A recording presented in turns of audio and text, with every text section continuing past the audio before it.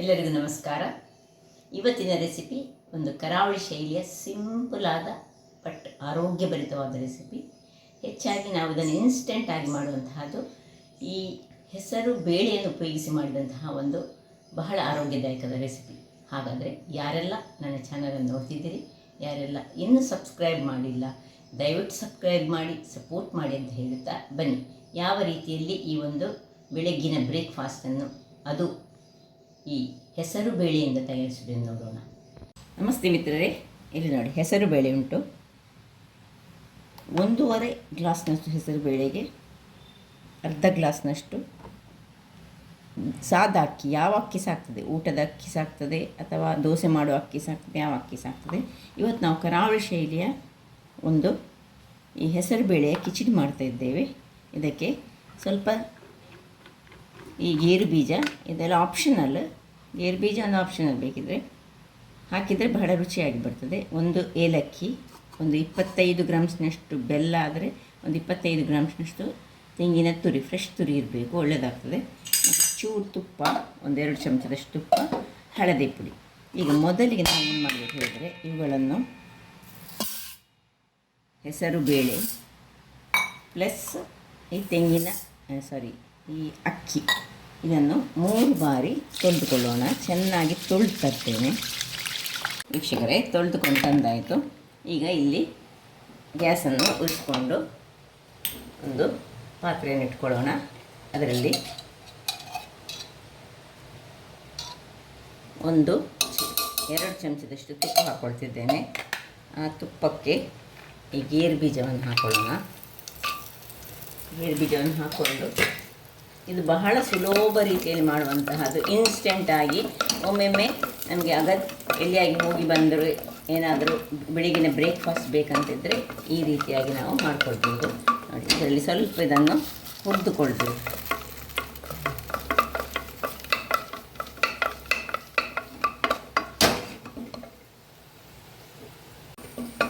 ಈಗ ನೋಡಿ, ಇದು ಕಲರ್ ಚೇಂಜ್ ಆಗುವಾಗ ಏನು ನಾವು ಮಾಡಿಟ್ಟುಕೊಂಡಿದ್ದೇವೆ, ನೋಡಿ ಕ್ಲೀನ್ ಮಾಡಿಟ್ಟುಕೊಂಡಿದ್ದೇವೆ, ಇದನ್ನು ಇದರಲ್ಲಿ ಹಾಕಿ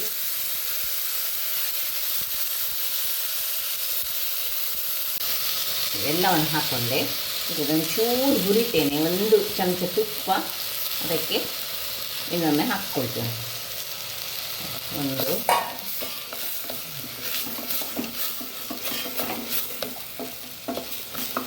1 ಚಮಚದಷ್ಟು, ಇನ್ನೊಂದು ಸಾಕು, ತುಪ್ಪ ಇಷ್ಟು, ಇದಕ್ಕೆ ಇನ್ನೊಂದು ಹೆಚ್ಚು ಹಾಕ್ಕೊಳ್ಳಿಕ್ಕಿಲ್ಲ.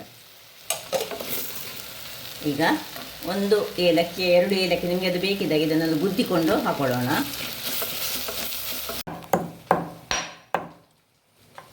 ಹೀಗೆ ಇದರ ಒಟ್ಟಿಗೆ ಇದನ್ನು ಹಾಕ್ಕೊಳ್ತಿದ್ದೇನೆ.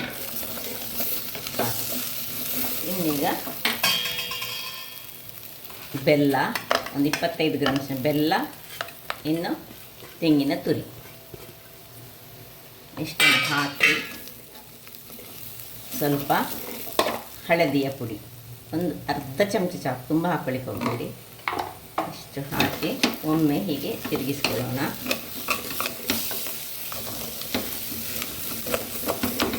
ಇನ್ನು ಇದಕ್ಕೆ ನಾವು ಯಾವ ಲೋಟದಲ್ಲಿ ಅಕ್ಕಿ ತೆಗೆದುಕೊಂಡಿದ್ದೇವೆ ನೋಡಿ, ಅದರಲ್ಲಿ ಅಕ್ಕಿ ಮತ್ತು ಇದು ಒಟ್ಟು 2 ಲೋಟ ಉಂಟು. ಅದರಿಂದಾಗಿ ನಾವು ಈಗ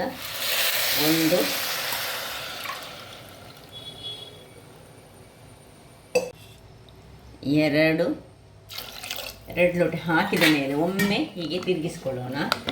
ಎಲ್ಲ ಇಲ್ಲಿ ತಳದಲ್ಲಿ ಮೀನೆ ಅದು ಒಮ್ಮೆ ಹಿಡಿತದೆ. ಹಾಗೆ 2 ಲೋಟ ನೀರು ಹಾಕಿದ್ದೇನೆ. ಒಟ್ಟು ನಾವು 3.5 ಲೋಟದಷ್ಟು ನೀರು ಹಾಕಲಿಕ್ಕೆ ಉಂಟಿದೆ. 2 ಲೋಟ ಆಯ್ತಲ್ಲ. ತುಂಬ ನೀರು ಬೇಕಿದ್ದವರು 4 ಲೋಟ ಸಹ ಹಾಕ್ಕೊಳ್ಬೋದು. 3 ಮತ್ತು ಇನ್ನೊಂದು ಅರ್ಧ ಲೋಟದಷ್ಟು ನೀರನ್ನು ಹಾಕಿ ಇದನ್ನು ಒಮ್ಮೆ ಕಲಡಿಸಿಕೊಂಡು, ಚೆನ್ನಾಗಿ ಕಲಡಿಸಿ ಹೀಗೆ ಒಳ್ಳೆ ತಿರುಗಿಸಿಕೊಂಡು, ಒಟ್ಟು ನಾನು 3.5 ಲೋಟದಷ್ಟು ನೀರನ್ನು ಹಾಕ್ಕೊಂಡೆ.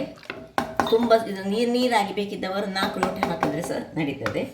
ಸೊ ಇನ್ನೀಗ ಉಪ್ಪು, ಕೊನೆಯದಾಗಿ ಒಂದು ರುಚಿಗೆ ತಕ್ಕಷ್ಟು ಉಪ್ಪನ್ನು ಹಾಕಿ ಮುಚ್ಚಳವನ್ನು ಮುಚ್ಚಿ ಇದರಲ್ಲಿ ಒಂದು 2 ವಿಸಿಲ್ ಅಥವಾ ಒಂದು ಒಂದು ವಿಸಿಲ್ ಸಾಕಾಗ್ತದೆ, 2 ವಿಸಿಲ್ ತೆಗೆದುಕೊಳ್ಳೋಣ ಅವರವರ ಕುಕ್ಕರಿಗೆ ಅನುಗುಣವಾಗಿ. ಅದು ವೀಕ್ಷಕರೇ, 1 ವಿಸಿಲ್ ಆಯ್ತು. ಈಗ 2ನೇ ವಿಸಿಲಿಗೆ ರೆಡಿ ಆಗ್ತಾ ಉಂಟು. ಸ್ವಲ್ಪ ಇದು ವಿಸಿಲ್ ಆಗುವಾಗ ಮಾತ್ರ ಈ ಹೆಸರುಬೇಳೆ ಆದ ಕಾರಣ ಸ್ವಲ್ಪ ಈ ಅದರಲ್ಲಿ ನೀರು ಸ್ವಲ್ಪ ಹೆಚ್ಚಾಗಿ ಸ್ವಲ್ಪ ಹೊರಗೆ ಬರ್ತದೆ. ಸೊ 2ನೇ ವಿಸಿಲ್ ಸಹ ಆಯಿತು. ಆಫ್ ಮಾಡಿಕೊಂಡು ತಣ್ಣಗಾಗಲು ಬಿಡೋಣ. ವೀಕ್ಷಕರೇ ನೋಡಿ, ಈಗ ತಣ್ಣಗಾಗಿದೆ. ಸ್ವಲ್ಪ ಕೆಳಗೆ ಯಾವ ರೀತಿಯಲ್ಲಿ ಬಂದಿದೆ ನೋಡಿ, ಈ ರೀತಿಯಾಗಿ ಬರ್ತದೆ. ಸ್ವಲ್ಪ ಹೆಚ್ಚು ನೀರು ಬೇಕಿದ್ದರೆ ನೀರಾಗಿ ಮಾಡ್ಕೊಳ್ಬೋದು. ಪರಿಮಳಯುಕ್ತವಾದ ಒಂದು ಕಿಚಡಿ ರೆಡಿಯಾಗಿದೆ. ಸರ್ವ್ ಮಾಡಿ ತೋರಿಸ್ತೇನೆ. ಸ್ವಲ್ಪ ನೀರು ಕೆಲವರು ನೀರಾಗಿ ತಿನ್ನಲಿಕ್ಕೆ ಇಷ್ಟಪಡ್ತಾರೆ. ನಾವು ನೋಡಿ ಈ ರೀತಿಯಾಗಿ ಹದಾದಲ್ಲಿ. ಸೊ 3 ಲೋಟೆಗೆ ನಾವು 3.5 ಲೋಟದಷ್ಟು ನೀರನ್ನು ಹಾಕಿಕೊಂಡಿದ್ದೇವೆ. ಸಾರಿ, 2 ಲೋಟೆ ಇದಕ್ಕೆ 1.5 ಲೋಟದಷ್ಟು ಹೆಸರು ಬೇಳೆ ಆದರೆ ಅರ್ಧ ಲೋಟದಷ್ಟು ಅಕ್ಕಿಯನ್ನು ಹಾಕ್ಕೊಂಡದ್ದು. 2 ಲೋಟೆಗೆ 3.5 ಲೋಟದಷ್ಟು ನೀರು. ಸೊ ಒಂದು ರುಚಿಕರವಾದ ಕರಾವಳಿ ಶೈಲಿಯ ಒಂದು ಹೆಸರು ಬೇಳೆಯ ಬ್ರೇಕ್ಫಾಸ್ಟ್ ರೆಡಿಯಾಗಿದೆ. ನಾವು ಈ ರೀತಿಯಾಗಿ ಮಾಡ್ತಿದ್ದೇವೆ. ಇದರಲ್ಲಿ ಮೇನ್ ಇರೋದು ತೆಂಗಿನ ತುರಿ ಮತ್ತು ಬೆಲ್ಲ, ಒಂದು ಏಲಕ್ಕಿ. ಪರಿಮಳಯುಕ್ತ ಸಾಗ್ತದೆ. ಆರೋಗ್ಯಕ್ಕೆ ಸಹ ಬಹಳ ಉತ್ತಮವಾದ ಈ ಒಂದು ರೆಸಿಪಿಯನ್ನು ನೀವು ನಿಮ್ಮ ಮನೆಗಳಲ್ಲಿ ಮಾಡಿ ನೋಡಿ ಅಂತ ಹೇಳುತ್ತಾ, ನನ್ನ ಈ ಕುಕಿಂಗ್ ಚಾನಲ್ ಇಷ್ಟ ಆದರೆ ಬೋಳೂರು ಸೋನ್ ಚಾನಲನ್ನು ಲೈಕ್ ಮಾಡಿ, ಶೇರ್ ಮಾಡಿ ಹಾಗೂ ಸಬ್ಸ್ಕ್ರೈಬ್ ಮಾಡಿ ಹಾಗೂ ನನ್ನ ಇನ್ಸ್ಟಾಗ್ರಾಮ್ ಪೇಜನ್ನು ಫಾಲೋ ಮಾಡಿ. ಧನ್ಯವಾದಗಳು.